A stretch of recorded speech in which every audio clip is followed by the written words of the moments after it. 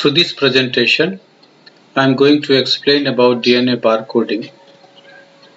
This DNA barcoding is one of the molecular taxonomic methods to identify a species and establish phylogenetic relationship with other species.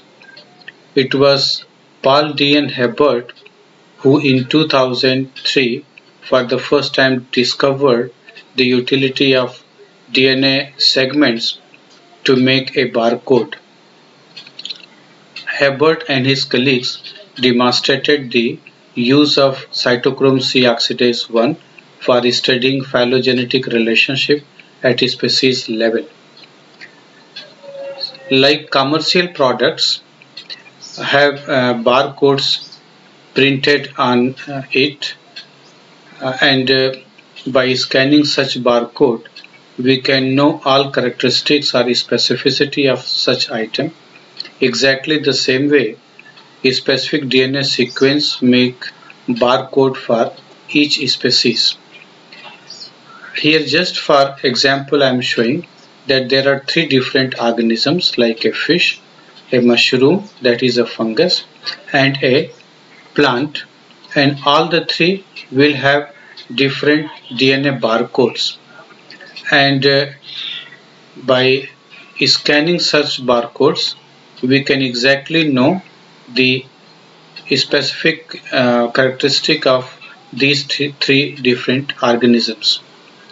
Suppose we have a number of fishes and all such fishes are closely related to each other, but during speciation they might have undergone nucleotide changes, particularly in those segments of DNA which experience moderate amount of changes during the course of evolution. So such changes could be used for DNA barcoding, and all those different species of fishes will be identified on the basis of their DNA barcode. See, initially we were using several morphological features or anatomical characteristics, histological characteristics, biochemical features, cytogenetical characteristics, embryological features, and also ecological characteristics. In case of animals, even behavioral characteristics to identify a species. So for taxonomic characters, for taxonomy purpose, different kinds of characters were actually of use. But presently, the molecular techniques are also being used to characterize a species, and particularly this DNA barcoding is one of such techniques.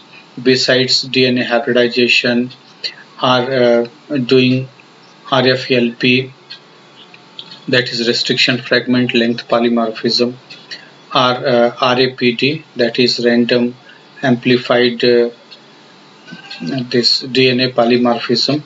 We can have this DNA barcode, and this is one of the authentic ways to identify a particular species.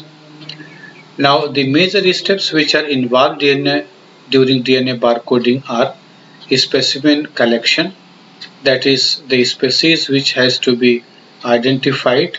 It will be collected from its ecological portion. Sometimes the larvae or even eggs are used for such purposes, and from larger specimens a small tissue could serve the purpose of DNA barcoding. So, and from a very minute organism, the entire organism will have to be used for isolating its DNA. So from such specimens the DNA will be isolated, and then amplification of a specific DNA segment by using a specific primers. That is sometimes more than one area of DNA is actually used for amplification purpose, and that is why more primers are required, and through PCR we can amplify the required portion of the DNA, and such portion which gets amplified in large copies could be sequenced, and from such sequence the DNA barcodes are actually prepared. And from the DNA barcodes, even phylogenetic tree can be constructed to see the evolutionary aspects, that is, to what extent the analyzed species or observed species, they are phylogenetically related to each other. Now, DNA segments which are useful for barcoding are shown in this table. See, there are 5 different types of animals, 5 different kinds of organisms, that is 5 different kingdoms are there. They include animals, plants, protists, fungi, and prokaryotes. So the DNA segments which are of use are mentioned in this table, like cytochrome oxidase 1, which was for the first time used for DNA barcoding, is one of the very essential portion of the DNA used for this purpose. Besides this, 12S ribosomal RNA present in the mitochondrial genome, then 18S mitochondrial RNA gene, 18S ribosomal RNA gene are used in case of animals for this purpose.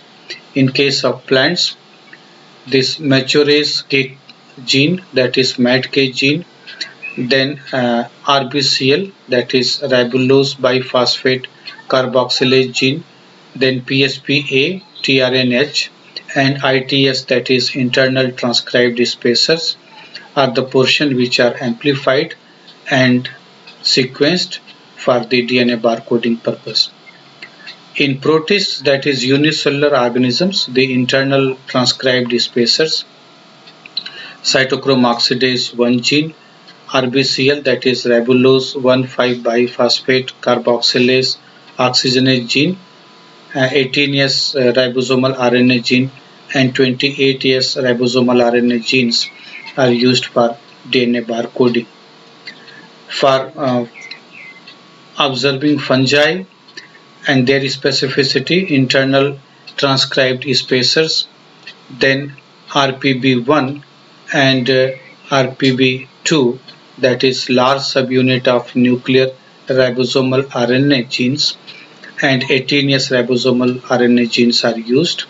And for prokaryotes, that is bacterial identification, cytochrome oxidase 1 gene, then RPOB, that is beta subunit of RNA polymerase gene, 16S ribosomal RNA gene, CPN60, that is type 2 chaperonin gene, are used for DNA barcoding.